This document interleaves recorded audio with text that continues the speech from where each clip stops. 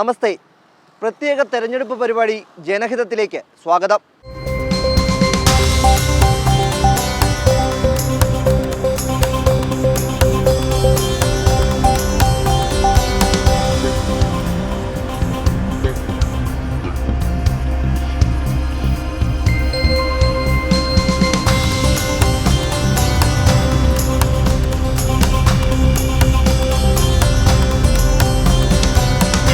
സംസ്ഥാനത്തിൻ്റെ സാമ്പത്തിക തലസ്ഥാനം, അറബിക്കടലിൻ്റെ റാണി.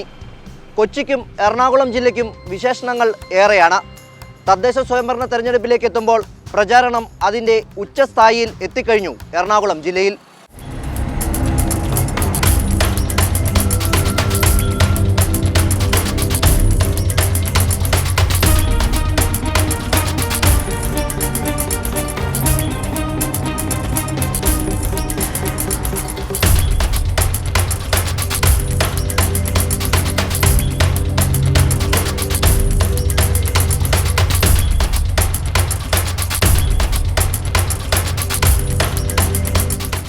എൺപത്തിരണ്ട് പഞ്ചായത്തുകൾ, 14 ബ്ലോക്ക് പഞ്ചായത്ത്, 13 മുനിസിപ്പാലിറ്റികൾ, ഒരു കോർപ്പറേഷൻ, ജില്ലാ പഞ്ചായത്ത് എന്നിവിടങ്ങളിലേക്കാണ് എറണാകുളം ജില്ലയിൽ തെരഞ്ഞെടുപ്പ് നടക്കുന്നത്.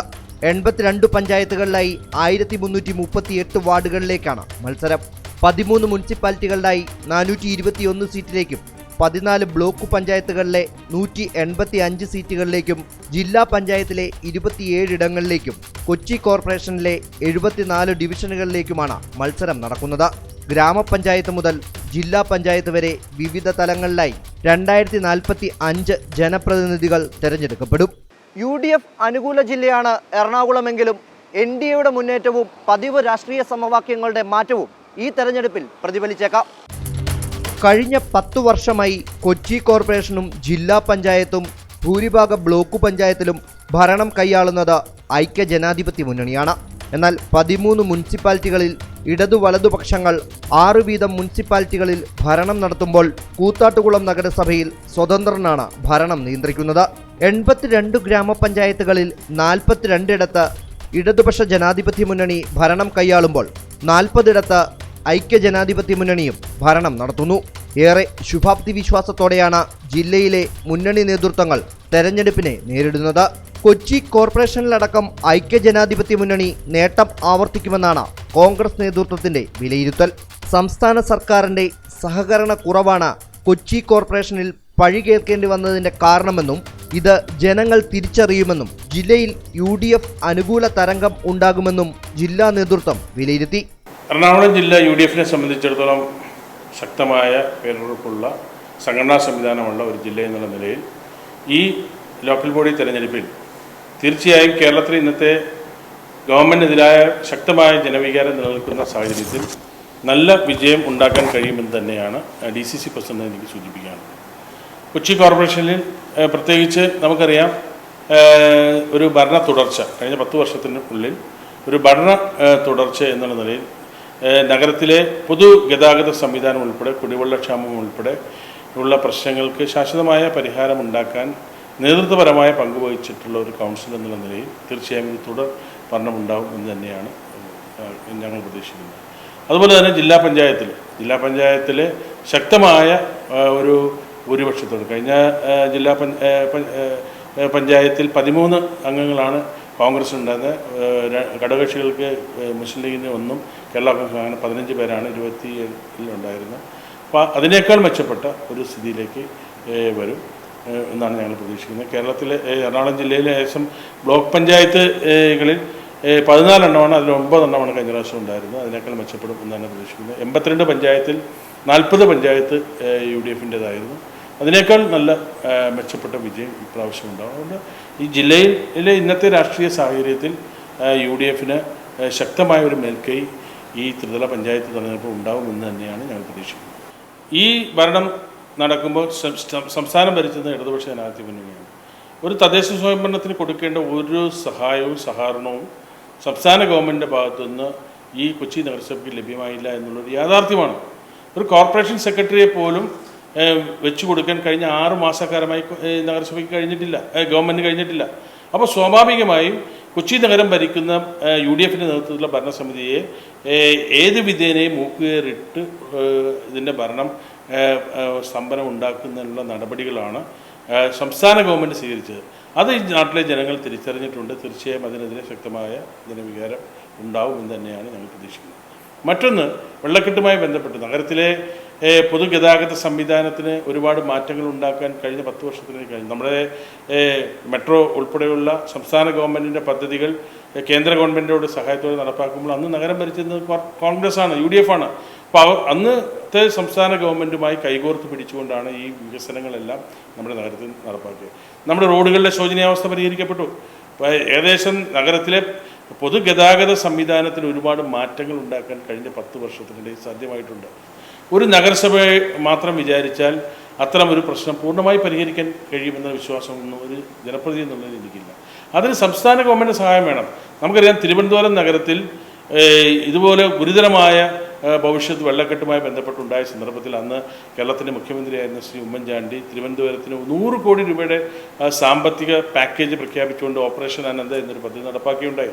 അതുപോലെയുള്ളൊരു പദ്ധതി കൊച്ചിയുടെ റവന്യൂ വരുമാനത്തിൻ്റെ ഭൂരിഭാഗവും, കേരള ഗവൺമെൻറ്റിൻ്റെ റവന്യൂ വരുമാനത്തിൻ്റെ ഭൂരിഭാഗവും അല്ലെങ്കിൽ 62% സംഭാവന ചെയ്യുന്ന ഈ നഗരത്തിന് ഒരു പ്രത്യേക സാമ്പത്തിക പാക്കേജ് ഈ വെള്ളക്കെട്ടുമായി ബന്ധപ്പെട്ട് ഉണ്ടാക്കുന്നതിനുള്ള നടപടി സ്വീകരിച്ചെങ്കിൽ മാത്രമേ സാധ്യമാകൂ. ജനകീയ വിഷയങ്ങൾ കൈകാര്യം ചെയ്യുന്നതിൽ പരാജയപ്പെട്ട UDF നേതൃത്വങ്ങളെ പിന്തള്ളി ജനങ്ങൾ സർക്കാരിന്റെ ക്ഷേമ പ്രവർത്തനങ്ങൾക്കൊപ്പം നിലയുറപ്പിക്കുമെന്നാണ് LDF ജില്ലാ നേതൃത്വത്തിന്റെ പ്രതീക്ഷ.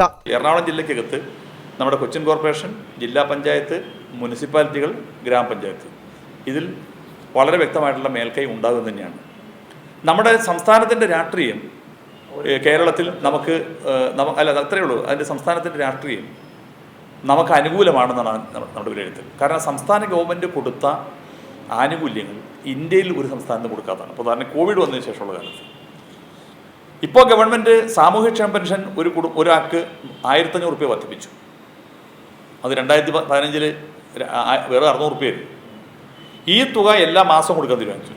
ഇപ്പോൾ നമ്മൾ കാണുന്നൊരു കാര്യം വെച്ചാൽ മിക്കവാറും കുടുംബങ്ങളിൽ 2 പേർക്ക് പെൻഷൻ കിട്ടുന്നുണ്ട്. അപ്പോൾ ആ 2 പേരുടെ പെൻഷൻ 3000 രൂപയും ഫ്രീ ആയി കൊടുക്കുന്ന ഭക്ഷ്യക്കിറ്റും കിട്ടിക്കഴിഞ്ഞാൽ ആ കുടുംബത്തിൻ്റെ പട്ടിണി ഇല്ലാണ്ട് ആ കുടുംബം മുന്നോട്ട് പോകുന്നുള്ള വസ്തുതയാണ്.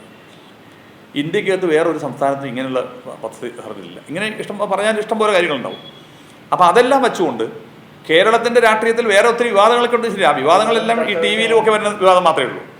ഞങ്ങളതുകൊണ്ട് ഞങ്ങളുടെ വളരെ ശക്തമായ ക്യാമ്പയിൻ താഴെ പോയിക്കൊണ്ടിരിക്കുകയാണ്. അപ്പോൾ ആ ക്യാമ്പയിൻ വെച്ചിട്ട് ഞങ്ങൾക്ക് ഈ കേരള രാഷ്ട്രീയത്തെ വിജയകരമായി നമുക്ക് നമ്മുടെ സംസ്ഥാനത്ത് ജില്ലയ്ക്കകത്ത് പ്രയോജനകരമായി ഭവിക്കുമെന്നാണ് പ്രതീക്ഷിക്കുന്നത്.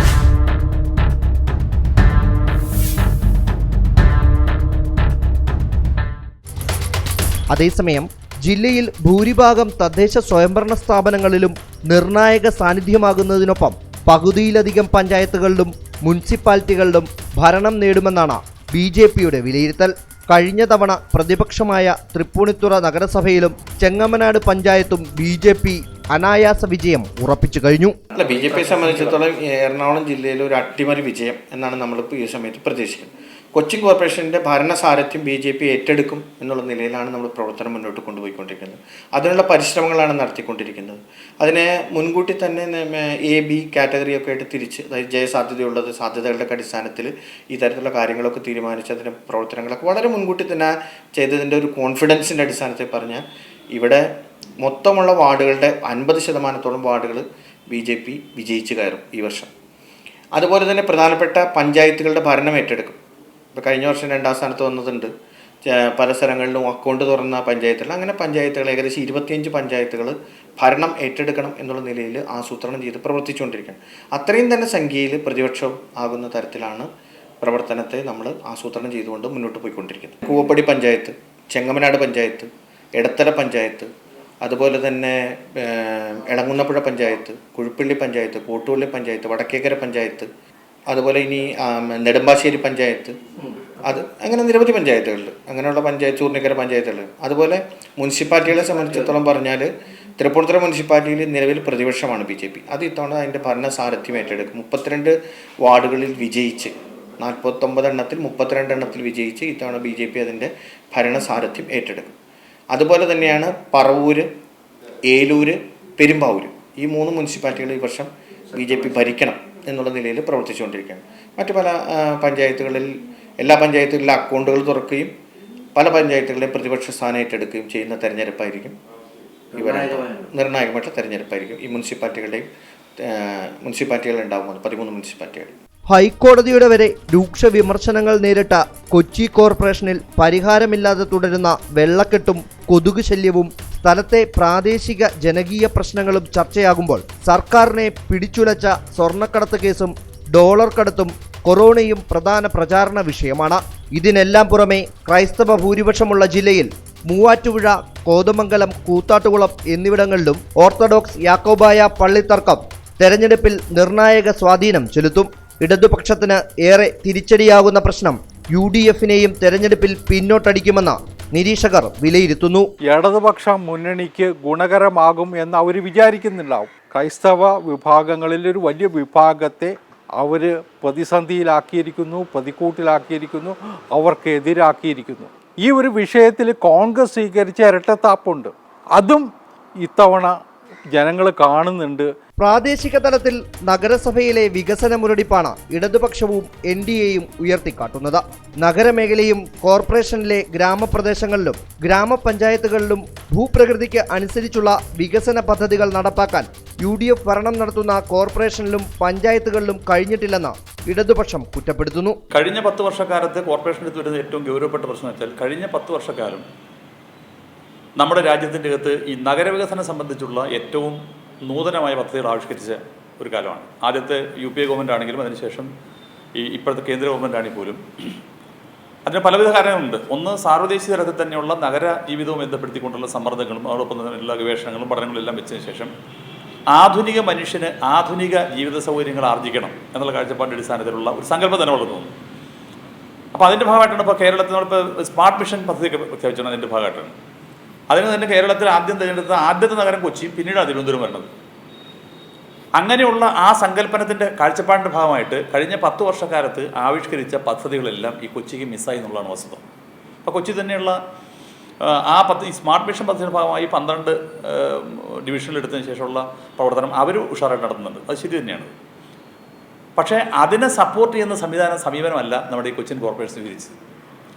കൊച്ചിൻ കോർപ്പറേഷനകത്ത് ഒരു നഗരസഭയ്ക്കകത്ത് ഈ നഗരസഭയുടെ പ്രത്യേകത എന്ന് വെച്ചാൽ കാര്യം 69 നഗരസഭ രൂപം കൊണ്ടെങ്കിലും ഈ നഗരസഭയുടെ പ്രത്യേകത ഇതിൻ്റെ മട്ടാഞ്ചേരി ഫോർട്ട് കൊച്ചി നമ്മുടെ കേരളത്തിൽ തന്നെ ആദ്യകാലത്തുണ്ടായിട്ടുള്ള മുനിസിപ്പാലിറ്റിയിലൊന്നാണ്. ഈ നഗരസഭയ്ക്കകത്ത് ഉള്ള പ്രത്യേകത മറ്റ് പ്രദേശങ്ങളിൽ നിന്ന് വ്യത്യസ്തമായി വിവിധ ഈ നമ്മുടെ രാജ്യത്തെ ജനവിഭാഗങ്ങൾ അതുപോലെ തന്നെ വിദേശ രാജ്യങ്ങളിലെ ആൾക്കാരടക്കം ഇവിടെ താമസിക്കുന്ന, അതായത് സ്ഥിരമായി താമസിക്കുന്ന പ്രദേശമാണ്. ആ നഗരസഭയ്ക്കകത്ത് അതിന് പറ്റുന്നൊരു വിധത്തിലുള്ള വികസനം, ഈ സവിശേഷത എല്ലാം, ഈ ഡൈവേഴ്സിറ്റി എല്ലാം ഉൾക്കൊണ്ടുകൊണ്ടുള്ള വികസന പദ്ധതികളൊന്നും ഇവിടെ നടപ്പാക്കിയില്ല. അതാണ് പ്രധാനപ്പെട്ട ഒരു കാര്യം. എന്നാൽ ഇതിന് ഈ പ്രധാനപ്പെട്ട ഒരു കാര്യത്തിൻ്റെ ഒപ്പം തന്നെ നിൽക്കുന്ന വേറെ പ്രശ്നം ഞാൻ പറയാം. അപ്പോൾ നഗരജീവിതത്തിൽ ഏറ്റവും അടിസ്ഥാനപരമായിട്ട് നിൽക്കുന്ന ഒരു കാര്യമാണ് നമ്മുടെ ഈ കാന ശുചീകരണം, നല്ല ഡ്രെയിനേജ് സിസ്റ്റം. മൊഹൻജദാരോ ഹാരപ്പ നാഗരികത ഉണ്ടായിരുന്ന കാലത്ത് തന്നെ ഇപ്പോഴത്തെ ഗവേഷണം വ്യക്തമാകുന്ന കാര്യം അവിടെ ആ ഡ്രെയിനേജ് സിസ്റ്റം ഉണ്ടായിരുന്നതാണ്. അത് 5000 വർഷം മുമ്പുള്ള കഥയാണ്. ഇവിടെ ആ സിസ്റ്റം വാസ്തവത്തിൽ പൊളിഞ്ഞ് പാളീസായത് ഇവരുടെ ഈ നഗരസഭ ഭരിച്ചവരുടെ ഉത്തരവാദിത്തമാണ്. 2, അതിൻ്റെ ഭാഗത്ത് വെള്ളക്കെട്ടുണ്ടായി. 3ാമത്തെ കാര്യം, നമുക്കിവിടെയുള്ള റോഡ് ഗതാഗതം ഈ വെള്ളക്കെട്ടിൻ്റെ ഭാഗത്ത് മുങ്ങിപ്പോയി. 4ാമത്തെ കാര്യം എന്ന് വെച്ചാൽ ആധുനിക കാലത്ത് വളർന്നു വന്ന ഒട്ടേറെ കാര്യം. ഇപ്പോൾ മാലിന്യ സംസ്കരണ പ്ലാൻ ഉണ്ടാക്കാൻ വേണ്ടി സംസ്ഥാന ഗവൺമെൻറ് എടുത്തുള്ള വിമർശനം പലതും ഉണ്ടാവാം. പക്ഷേ സ്റ്റേറ്റ് ഗവൺമെൻറ് എടുത്തുള്ള ആ പദ്ധതിയെ എങ്ങനെ താമസിപ്പിക്കാം, അല്ലെങ്കിൽ എങ്ങനെ ഈ കാര്യക്ഷമതയില്ലായ്മ കൊണ്ട് അല്ലെങ്കിൽ ഒരു പ്രവർത്തനരഹിതമായി ഇരുന്ന് എങ്ങനെ ഇത് വഷളാക്കാൻ നോക്കിയതിൻ്റെ ഒരു ഉദാഹരണമാണ് ബ്രഹ്മപുരത്തെ മാലിന്യ പ്ലാൻ നടപ്പാക്കാൻ പറ്റാത്തത്. പിന്നെ ഉള്ള കാര്യത്തിൽ ഇപ്പോൾ ഞാൻ ഇ ഗവേണൻസ് എന്ന് വെച്ചാൽ നമ്മുടെ ഈ കേരളത്തിൻ്റെ അകത്ത് ആദിവാസി കുടികളിൽ ഗവേണൻസ് ഫെസിലിറ്റി ഉണ്ട്. ഇവിടെ അതില്ല. ഇവിടെ ആൾക്കാർക്ക് നിൽക്കുകയാണ്. ഇത് കൊച്ചിയാണ് ഏറ്റവും അഡ്വാൻസ്ഡ് ആയിട്ടുള്ള ഇലക്ട്രോണിക് ഹബ്ബ് എന്ന് പറയാവുന്നത് കൊച്ചിയാണ്. ജില്ലയിലില്ല, കൊച്ചിയിലില്ല. ജില്ലയ്ക്ക് പ്രത്യേകിച്ച് കൊച്ചി കോർപ്പറേഷൻ ഞാൻ പറഞ്ഞു തന്നെ. സിറ്റി ഗ്യാസ് പദ്ധതി എന്ന് പറഞ്ഞത് നഗരപ്രദേശങ്ങളിലെല്ലാം ഉള്ളതാണ്. സിറ്റിയിൽ ഗ്യാസ് വീടുകളിലേക്ക് ഗ്യാസ് തുറന്ന് ഉപയോഗിക്കാൻ വേണ്ടിയില്ല. അതിവിടെ ഇല്ല. നമ്മൾ ഇതിൻ്റെ അകത്തെല്ലാം എന്തുകൊണ്ട് ഇങ്ങനെ ഇല്ലയെന്ന് ചോദിച്ചാൽ, കൊച്ചിൻ കോർപ്പറേഷൻ്റെ മാലിന്യ പ്ലാന്റ് ഇല്ലാത്തതിൻ്റെ പേരിൽ 2 വർഷം മുമ്പ് അവിടെ തീപിടുത്തമുണ്ടായിട്ട് ഇവിടെ ശ്വാസം മുട്ടലുണ്ടായല്ലോ, പനമ്പള്ളിക്കാരിലും കടവന്തരയിലും കലൂരിലും ഒക്കെ. അപ്പോൾ വളരെ അപകടകരമായ ഒരു സ്ഥിതിയിലേക്ക് ഈ കോർപ്പറേഷൻ എത്തിച്ച അഴിമതി മാത്രമായിട്ട് മാറി. നമ്മൾ പ്രതീക്ഷിക്കില്ല ഈ മുമ്പിൽ നടക്കുന്ന ആൾക്കാർ നല്ല വേഷമൊക്കെ കെട്ടി നടക്കുമ്പോഴത്തേക്കും അഴിമതി കൊണ്ട്, പക്ഷേ യഥാർത്ഥത്തിൽ അഴിമതിയാണ് ഇതിൻ്റെ ഒരു അണ്ടർ കറണ്ടായി വർക്ക് ചെയ്തിട്ടുള്ള സാധനം അഴിമതിയാണെന്ന് തെളിയും. അതുകൊണ്ട് സ്വാഭാവികമായിട്ടും ഞങ്ങൾ പറഞ്ഞൊരൊറ്റ കാര്യമാണ്, ഈ നഗരത്തിൻ്റെ അകത്ത് താമസിക്കുന്ന 6-7 ലക്ഷം വരുന്ന ജനങ്ങൾക്ക് അവർക്ക് ആധുനികമായ ജീവിത സൗകര്യങ്ങൾ ആർജിക്കാൻ അവകാശമുണ്ട്. അതൊരു മനുഷ്യാവകാശമാണ്, ഹ്യൂമൻ റൈറ്റ്സാണ്. അപ്പോൾ ആ മനുഷ്യാവകാശം സംരക്ഷിക്കുന്നതിന് വേണ്ടി കൂടിയാണ് ഈ കോർപ്പറേഷൻ്റെ അകത്തേക്കകത്ത് ഈ തവണ LDFിനെ വോട്ട് ചെയ്യണം എന്നുള്ള ആവശ്യം ഞങ്ങൾ ഉന്നയിക്കുന്നത്. കോതമംഗലം, അതുപോലെ തന്നെ പെരുമ്പാവൂര്, അതുപോലെ തന്നെ മൂവാറ്റുപുഴ, പിറവം, കൂത്താട്ടുളം, ഈ മുനിസിപ്പാലിറ്റികളുടെ പ്രത്യേകത എന്ന് വെച്ചാൽ ഒരു പരിധിവരെ അങ്കമാലി. ഈ മുനിസിപ്പാലിറ്റിയുടെ പ്രത്യേകത ആ മുനിസിപ്പാലിറ്റി അർബനുമാണ് റൂറലുമാണ്, അതെൻ്റെ പ്രത്യേകത. അതുകൊണ്ട് അവർക്ക് അർബൻ ജീവിതം അനുഭവിക്കാനുള്ള അവകാശമുണ്ട്, പക്ഷേ അർബൻ ജീവിതം അവർക്ക് ലഭ്യമായിട്ടില്ല, അതാണ് കാര്യം. അപ്പോൾ അതുകൊണ്ട് അത് ലഭ്യമാക്കുന്നതിനാവശ്യമായി ഈ മുനിസിപ്പാലിറ്റികളിൽ നമുക്കതിനാവശ്യമായിട്ടുള്ള വികസന പ്രവർത്തനങ്ങൾ ഏറ്റെടുക്കുന്നതിന് മുൻഗണന നൽകുമെന്നാണ് ഞങ്ങൾ പ്രഖ്യാപിച്ചിട്ടുള്ളത്.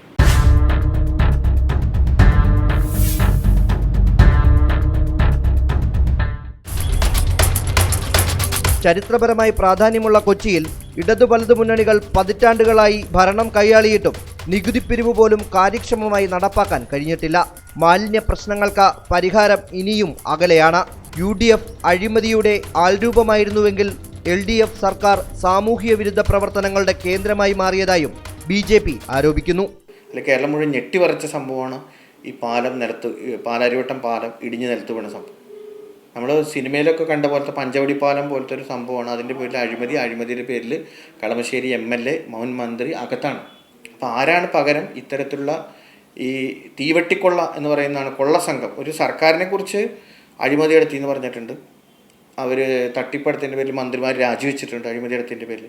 പക്ഷേ ഒരു സർക്കാർ തന്നെ സാമൂഹ്യ വിരുദ്ധ പ്രവർത്തനത്തിൻ്റെ ഭാഗമായത് രാഷ്ട്രീയ ഇന്ത്യയുടെ ചരിത്രത്തിൽ ആദ്യത്തെ സംഭവം. രാഷ്ട്രീയ കേരളത്തിൽ ഇന്ന് വരെ ഉണ്ടായിട്ട് കേട്ടുകേൾവിയില്ലാത്ത സംഭവമാണ്. മുഖ്യമന്ത്രിയുടെ ഓഫീസുമായിട്ട് ബന്ധപ്പെട്ട് ഒന്നാമൻ എന്ന് പറയുന്ന ആൾ സ്വർണ്ണക്കള്ളക്കടത്ത്, സ്റ്റേറ്റ് സെക്രട്ടറിയുടെ മകൻ മയക്കുമരുന്ന് വ്യാപാരം, മറ്റ് മുൻ ചീഫ് സെക്രട്ടറി സംഘങ്ങളും കൂടി വന്ന് പമ്പയിൽ നിന്ന് മണലൂറ്റി വെക്കുന്നു, മണൽ മാഫിയ. അതേപോലെ തന്നെ എല്ലാത്തിലും അഴിമതി കുഴപ്പമാണ്. 20 കോടി രൂപ കിട്ടി 9.5 കോടി രൂപയും കമ്മീഷൻ പോയി എന്ന് പറയും. എല്ലാം വികസനം മുഴുവൻ കൊണ്ട് ഞങ്ങളെല്ലാം വരും, BJP വരുമ്പോൾ ശരിയാക്കി. ഇപ്പോൾ 118A എന്ന് പറഞ്ഞൊരു സംഭവം കൊണ്ട് ശരിക്കും പറഞ്ഞാൽ അതിൽ പറയണത് വ്യാജ ആരോപണങ്ങൾ വാർത്തകൾ കൊടുത്താൽ അവരെ അറസ്റ്റ് ചെയ്യണമെന്ന്. അങ്ങനെയാണെങ്കിൽ ഏറ്റവും ആദ്യം അറസ്റ്റ് ചെയ്യേണ്ടത് കേരള സർക്കാരിനെയാണ്, പിണറായി വിജയൻ സർക്കാരിനെയാണ് ആദ്യം അറസ്റ്റ് ചെയ്യേണ്ടത്. കാരണം അവരാണ് ജനങ്ങളോട് മുഴുവൻ പറഞ്ഞത് LDF വരും എല്ലാം ശരിയാവും എന്ന് പറഞ്ഞു. അങ്ങനെ ഏത് രംഗത്തെടുത്ത് നോക്കിയാലും എല്ലാ വികസനവും കൊണ്ടുവരുന്നത് കിഫ്ബിയാണെന്നുണ്ട്. കിഫ്ബി ഏറ്റവും വലിയ തട്ടിപ്പായി. KSFE തട്ടിപ്പ് ഏറ്റവും ജനങ്ങൾ എത്ര വിശ്വസിച്ച് പുറകെ പോയ സംഭവമാണ് KSFE. അത് വൻ തട്ടിപ്പ് അടക്കണമെന്ന് പറഞ്ഞത് സെൻട്രൽ അത് പറയണ്ട, സെൻട്രൽ ഗവൺമെൻറ്റാണ് ചെയ്തിട്ടുണ്ട്. നിങ്ങളുടെ തന്നെ പിണറായി വിജയൻ സർക്കാരിൻ്റെ വിജിലൻസാണ് പറഞ്ഞത് തട്ടിപ്പാണെന്ന് പറഞ്ഞു. ജില്ലയിലെ കാർഷിക സഹകരണ മേഖലകളും മത്സ്യബന്ധന കൈത്തറി രംഗവും അവഗണനയിലാണ്. ജില്ലയിൽ നടപ്പാക്കേണ്ട വികസന പ്രവർത്തനങ്ങൾ സംബന്ധിച്ച കൃത്യമായ വികസന രേഖയോടെയാണ് BJP മുന്നേറ്റമെന്നും ജില്ലാ നേതൃത്വം വ്യക്തമാക്കി. BJPക്ക് മുമ്പിൽ ഒരു കൃത്യമായ മാതൃകയുണ്ട്. അതായത് വികസന രാജ്യത്ത് കൊണ്ടുവന്ന മോഡി സർക്കാരിൻ്റെ മാതൃകയാണ് ഏറ്റവും നല്ല മാതൃക നമുക്ക് പറയാം. അതുപോലെ തന്നെ ഇത് എറണാകുളം ജില്ലയ്ക്ക് ഒരു പ്രത്യേകതയുണ്ട്. നമുക്ക് സാധാരണഗതിയിൽ നോക്കുമ്പോൾ കൊച്ചി കോർപ്പറേഷൻ മാത്രമാണ് എറണാകുളം ജില്ല എന്ന് വിചാരിക്കും. ശരിയല്ല. കൊച്ചിക്ക് കേരളം പോലെ തന്നെ മലനാട്, ഇടനാട്, തീരപ്രദേശം, ഇങ്ങനെ 3 ബെൽറ്റുകളുണ്ട്. ഇപ്പം നമുക്ക് തീരപ്രദേശത്ത് നിങ്ങളെടുത്ത് നോക്കും, ചെല്ലാനം പോലത്തെ ഗ്രാമങ്ങൾ, ആ പ്രദേശങ്ങളൊക്കെ വർഷങ്ങളായിട്ട് കടലാക്രമണത്തിൻ്റെ ഭീഷണിയിലാണ്. അവിടെ ഒന്നും ഒരു കടൽ ഭിത്തി കെട്ടാനോ പുലിമുട്ട് കെട്ടാനോ അങ്ങനെയുള്ള വിഷയങ്ങൾ പരിഹരിക്കാനോ സർക്കാർ ഒന്നും ചെയ്തിട്ടില്ല. ആദിവാസി സമൂഹം ഏറ്റവും കൂടുതലുള്ള സ്ഥലമാണ് കുട്ടമ്പുഴ പഞ്ചായത്ത്. ആ കുട്ടമ്പുഴ പഞ്ചായത്തിൽ ജനങ്ങളുടെ അവിടെ അവർ അനേകം പ്രശ്നങ്ങൾ നേരിട്ടുകൊണ്ടിരിക്കുകയാണ്. ആ പ്രശ്നങ്ങൾ പരിഹരിക്കാൻ നമുക്ക് സർക്കാരിന് സാധിക്കാതെ പോകും. കൃഷിയുമായിട്ട് ബന്ധപ്പെട്ടുകൊണ്ട്, അവരുടെ കുടിയേറ്റവുമായിട്ട് ബന്ധപ്പെട്ടുകൊണ്ട്, അവർക്ക് ഭൂമി അനുവദിച്ചതുമായിട്ട് ബന്ധപ്പെട്ടുകൊണ്ട്, ആ സ്ഥലത്ത് വീട് പണിയുന്നതുമായിട്ട് ബന്ധപ്പെട്ടുകൊണ്ട് ഒക്കെ നിരവധി പ്രശ്നങ്ങൾ ആ മേഖലകളിലുള്ള ജനങ്ങളാണ്. അതായത് ഇത്തരത്തിലുള്ള പ്രശ്നങ്ങളെ ഒന്നും വളരെ ഗൗരവത്തിൽ സർക്കാർ ഏറ്റെടുക്കുന്നില്ല. 2 കാര്യങ്ങളാണ് പ്രധാനപ്പെട്ടതായിട്ട് പറയേണ്ടത്. ഒന്ന്, ജനങ്ങളുടെ അടിസ്ഥാനപരമായ പ്രശ്നങ്ങൾ പരിഹരിക്കുന്നതിന് ആദ്യത്തെ പരിഗണന കൊടുക്കും. രണ്ടാമത്തത്, രാജ്യത്ത് ജനങ്ങൾക്ക് സുഖകരമായിട്ടുള്ള ജീവിതത്തിന് സൗകര്യപ്രദമാകുന്ന തൊഴിലവസരങ്ങൾ ഉൾപ്പെടെയുള്ള കാര്യങ്ങൾ ചെയ്യുന്നതായിട്ടുള്ള വികസനം കൊണ്ടുവരും. മാറിയ രാഷ്ട്രീയ സമവാക്യങ്ങളിൽ ജോസ് കെ മാണിയുടെ മുന്നണി മാറ്റം അനുകൂല ഘടകമായാണ് CPM വിലയിരുത്തുന്നത്. ഇന്നത്തെ കേരള രാഷ്ട്രീയ സാഹചര്യത്തിൽ LDF എടുക്കുന്ന ഒരു നിലപാട് ശരിയാണെന്ന് മാണി കേരള കോൺഗ്രസ് സ്വീകരിച്ച ആ സമീപനം ഏറ്റവും സ്വാഗതാർഹമാണ്. അതിൻ്റെ അടിസ്ഥാനത്തിൽ കേരള കോൺഗ്രസ് മാണി വിഭാഗത്തിൻ്റെ നേട്ടം ഉണ്ടാകുന്നത് പ്രധാനമായിട്ടും ഇപ്പം ഞാൻ പറയാം, പെരുമ്പാവൂർ, മൂവാറ്റുപുഴ, കോതമംഗലം, പിന്നെ കുറച്ചൊക്കെ കൂത്താട്ടുകുളം, ഇങ്ങനെയൊക്കെയുള്ള സ്ഥലങ്ങളിൽ നമുക്ക് നല്ല ഭേദപ്പെട്ട വ്യക്തമായിട്ടുള്ള ഒരു പ്രയോജനം ഉണ്ടാവും. ജോസ് കെ മാണിയുടെ മുന്നണി മാറ്റം എറണാകുളം ജില്ലയിൽ UDF-നെ പ്രതികൂലമായി ബാധിക്കില്ലെന്നാണ് ജില്ലാ നേതൃത്വത്തിന്റെ വിലയിരുത്തൽ. അണികൾ UDF-നൊപ്പം ഉണ്ടാകുമെന്നും നേതാക്കൾ പറയുന്നു. ജോസ് വിഭാഗത്തിൻ്റെ കിഴക്കൻ മേഖല, നഗരത്തിലൊന്നുമില്ല, കിഴക്കൻ മേഖലയാണ് അവർക്കവിടെ ഉണ്ടായിരുന്നത്. പക്ഷേ അത് കുറച്ചുപേർ പോയെങ്കിലും അതിനേക്കാൾ കൂടുതൽ ആൾക്കാർ തിരിച്ചു വരുന്നുണ്ട്. ഒന്ന്, ഇടതുപക്ഷവുമായി ചേർന്ന് പോകുന്ന ഒരു ജനതയല്ല ഈ കേരള കോൺഗ്രസ് മാണി സാറിൻ്റെ ബേസ് ഉണ്ടായിരുന്നത്. അതുകൊണ്ട് അവരൊക്കെ തൃപ്തരല്ല. പ്രത്യേക ഇന്നത്തെ ഒരു ഇത്രയേറെ അഴിമതിയൊക്കെ ഉള്ള ഗവൺമെൻറ് പുറകെ പോകാൻ അവർക്ക് താല്പര്യമില്ല. ജോസ് കെ മാണിയുടെ വരവ് LDF-ന് പ്രയോജനം ചെയ്യില്ലെന്ന വിലയിരുത്തലിലാണ് രാഷ്ട്രീയ നിരീക്ഷകരും. മുമ്പും KM മാണി LDF-ലെത്തിയപ്പോൾ LDF-ന് പ്രയോജനം ലഭിച്ചിരുന്നില്ല. ജോസ് കെ മാണി UDF വിട്ട് ഇടതുപക്ഷ മുന്നണിയിൽ ചേർന്നത് ആർക്കാണ് ഗുണകരമാവുക എന്നത് ഈ തെരഞ്ഞെടുപ്പിലെ ബോധ്യമാവും. നമ്മളിവിടെ കാണേണ്ട ഒരു പ്രധാനപ്പെട്ട കാര്യം, മുൻകാലങ്ങളിലും KM മാണിയെ ഇടതുപക്ഷ മുന്നണി കൂടെ നിർത്തിയിട്ടുണ്ട്. EMS-ൻ്റെ കാലഘട്ടത്തിലാണ്. എന്നിട്ട് അന്ന് EMS നടത്തിയ ഒരു വിലയിരുത്തലുണ്ട്, മാണിയെ കൊണ്ട് മാർക്സിസ്റ്റ് പാർട്ടിക്ക് ഗുണമില്ല, അതേ സമയത്ത് മാണിക്ക് മാർക്സിസ്റ്റ് പാർട്ടിയെ കൊണ്ട് ഗുണമുണ്ട്. അങ്ങനെ അവസാനം മാണിയെ ഉപേക്ഷിക്കുകയാണ് CPM അന്ന് ചെയ്തത്. അതിനുള്ളൊരു പ്രധാനപ്പെട്ട കാരണം നമ്മൾ വിലയിരുത്തേണ്ടത്, മാണിയുടെ കോർ വോട്ടേഴ്സ് എന്ന് പറയുന്ന കത്തോലിക്ക സഭയാണ്, അല്ലെങ്കിൽ കത്തോലിക്ക സമുദായത്തിൽപ്പെട്ടവരാണ്. അവർ ഇടതുപക്ഷ മുന്നണിക്ക്, പ്രത്യേകിച്ച് മാർക്സിസ്റ്റ് പാർട്ടിക്ക് വോട്ട് ചെയ്യാൻ മടിക്കുന്നവരാണ് പാരമ്പര്യമായിട്ട്. അവർക്കിടയിൽ മാറ്റമുണ്ടാക്കാൻ എളുപ്പമല്ല എന്നത് പണ്ട് CPM തിരിച്ചറിഞ്ഞിട്ടുണ്ട്. അത് തന്നെയാണ് ഇത്തവണയും സംഭവിക്കാൻ പോകുന്നത്. കത്തോലിക്ക വോട്ടുകൾ എനിക്ക് തോന്നണില്ല വലിയ കാര്യമായിട്ട് CPM-ന് പോകുമെന്ന്. അതേ സമയത്ത് CPM-ൻ്റെ കേഡർ മാണിക്ക് വേണ്ടി വോട്ട് ചെയ്യുകയും ചെയ്യും. അപ്പോൾ ഇതിൻ്റെ ബെനിഫിഷ്യറി CPM-ന് നഷ്ടമുണ്ടാക്കുന്നു. CPM കേന്ദ്രങ്ങളിൽ മാണിക്ക് കുറേ നേട്ടങ്ങൾ ഉണ്ടായേക്കാം. അതല്ലാതെ ഇതുകൊണ്ട് ഇടതു മുന്നണിക്ക് കാര്യമായ ലാഭമുണ്ടാകും എന്ന് പ്രതീക്ഷിക്കേണ്ടതില്ല. സംസ്ഥാന സർക്കാരിന്മേലുള്ള മറ്റ് ആരോപണങ്ങളും തെരഞ്ഞെടുപ്പിൽ പ്രതിഫലിക്കുമെന്നും രാഷ്ട്രീയ നിരീക്ഷകർ വിലയിരുത്തുന്നു. ഈ തെരഞ്ഞെടുപ്പിൽ ഏറ്റവും വലിയ പ്രതിസന്ധി അഭിമുഖീകരിക്കുന്നത് ഇടതു മുന്നണിയാണ്, CPM-ആണ്. കഴിഞ്ഞ കാലങ്ങളിലൊക്കെ VS അച്യുതാനന്ദൻ്റെയും പിണറായി വിജയൻ്റെയും ചിത്രം വച്ചിട്ടാണ് പലരും വോട്ട് തേടിയിരുന്നത്. ഇത്തവണ എവിടെയെങ്കിലും CPM സ്ഥാനാർത്ഥികൾ ഇവരുടെ ചിത്രം ഉപയോഗിക്കുന്നുണ്ടോ? അങ്ങനെ മത്സരിച്ചാൽ ജയിക്കില്ല എന്നൊരു തോന്നൽ CPM കേഡറിൽ പോലും ഉണ്ടായിരിക്കുന്നു. മുഖ്യമന്ത്രിയുടെ കൂടെ പ്രവർത്തിച്ചിരുന്ന, IT വകുപ്പിൽ പ്രവർത്തിച്ചിരുന്ന പലരും അറസ്റ്റിലായിരിക്കുന്നു. പലരും സംശയത്തിൻ്റെ നിഴലിലാണ്. അദ്ദേഹത്തിൻ്റെ തന്നെ ഒരു അഡീഷണൽ പ്രൈവറ്റ് സെക്രട്ടറിയെ ED ചോദ്യം ചെയ്യാൻ വേണ്ടി വിളിച്ചിരിക്കുന്നു. കേരളത്തിൽ CPM-ന് ഇതിനൊക്കെ മറുപടി പറയേണ്ട ആവശ്യമുണ്ടായിരിക്കുന്നു, അല്ലെങ്കിൽ സ്ഥിതി ഉണ്ടായിരിക്കുന്നു. ഇടതു വലത് NDA മുന്നണികൾക്ക് പിന്നാലെ ജില്ലയിൽ ശക്തമായ സാന്നിധ്യമായി മാറുകയാണ് കിഴക്കമ്പലം 2020 കൂട്ടായ്മ. നഗരസഭകളിലും സർക്കാർ പരിഗണന ലഭിക്കാത്ത ചെല്ലാനം പോലെയുള്ള തീരദേശ മേഖലകളിലും മുന്നണികളുടെ വിശ്വാസം നഷ്ടപ്പെട്ട പൊതുജനം പ്രത്യേക കൂട്ടായ്മയായി മത്സര രംഗത്തേക്ക് എത്തുകയാണ്. പരിഹാരമില്ലാതെ നീളുന്ന കടലാക്രമണ ഭീഷണിയിൽ സർക്കാർ മുഖം തിരിച്ചതോടെയാണ് ജനങ്ങളുടേതായ കൂട്ടായ്മകൾ ഉടലെടുത്തത്. ജനാധിപത്യത്തിൽ ജനങ്ങൾക്കും ചിലത് പറയാനുണ്ട്. തെരഞ്ഞെടുപ്പിനെ കുറിച്ച് അവർക്ക് പറയാനുള്ളത് എന്തെന്ന് കേൾക്കാം. കേന്ദ്രത്തെ സഹായവും കേരളത്തിൻ്റെ സഹായവും അത് ഗ്രാമപഞ്ചായത്ത് എത്തിച്ചിട്ട് അതിന് പ്രാപ്തിയായ ഒരു നേതാവിനെ തിരഞ്ഞെടുക്കണം എൻ്റെ ആഗ്രഹം. കേന്ദ്ര സർക്കാരിൻ്റെ ഒരുപാട് പദ്ധതികളുണ്ട്, അതൊക്കെ ജനങ്ങളിലേക്ക് എത്തിയിട്ടുണ്ട്. ഇതിനു മുമ്പ് നമ്മൾ കണ്ടിട്ടുള്ള തെരഞ്ഞെടുപ്പുകൾ പോലെയല്ല ഇത്. കാരണം ഇത്തവണ ആളുകൾ വികസനത്തെ പറ്റിയും മോദിയെ പറ്റിയും ചർച്ച ചെയ്യുന്നുണ്ട്. സ്ഥാനാർത്ഥിയെ സംബന്ധിച്ചാണെങ്കിൽ ജനങ്ങൾക്ക് എന്തെങ്കിലും പ്രയോജനം ചെയ്യുന്നതും സമൂഹത്തിന് ഗുണമുള്ളതും, അതേ സമയത്ത് ദുർഭരണത്തിനും അഴിമതിക്കെതിരായിട്ടും ഈ കർഷക വിരുദ്ധ നിയമങ്ങൾക്കെതിരായിട്ട് പ്രവർത്തിക്കുന്ന ഒരു സാമൂഹ്യ ബോധമുള്ള ഒരു സ്ഥാനാർത്ഥിയാണ് നമ്മൾ ഉദ്ദേശിക്കുന്നത്. ജനങ്ങൾക്ക് കൂടുതൽ വേണ്ടുള്ള കാര്യങ്ങൾ ചെയ്യണം, അതാണ് അങ്ങനെയുള്ളവർക്ക് വോട്ട് ചെയ്യുള്ളൂ. അത് ജനങ്ങളെ നോക്കണം. ജനങ്ങളെ വോട്ട് ചെയ്ത് വിജയിപ്പിക്കണത്. അപ്പോൾ ജനങ്ങൾക്ക് വേണ്ട സഹായം ചെയ്യണം. അതാണ് ഏറ്റവും വലിയ ഡീസൻ്റ്. ഈക്വലി നല്ല കോമ്പറ്റീഷൻ ഉണ്ടെന്ന് എനിക്ക് തോന്നുന്നത് ഇത്തവണ. കുറേ ഇഷ്യൂസ് ഉണ്ടായി പല രീതിയിലുള്ള, എന്നാലും ഈക്വലി നന്നായിട്ട് തന്നെ പോകുന്നുണ്ട് എല്ലാം. ഈ പഞ്ചായത്ത് ഇലക്ഷൻ്റെ കാര്യം ഒന്നും പറയാൻ പറ്റില്ല. അത് പ്രാദേശികമായതുകൊണ്ട് ആരൊക്കെ ജയിക്കും, പ്രാദേശികമായിട്ട് ഓരോ വ്യക്തികൾക്കും വ്യക്തിപരമായിട്ടുള്ള വോട്ട് കിട്ടും, അതുകൊണ്ട് ജയിക്കും. മൊത്തത്തിൽ നോക്കുകയാണെങ്കിൽ UDF അല്ലെങ്കിൽ BJP അടുത്ത അധികാരത്തിൽ വരും.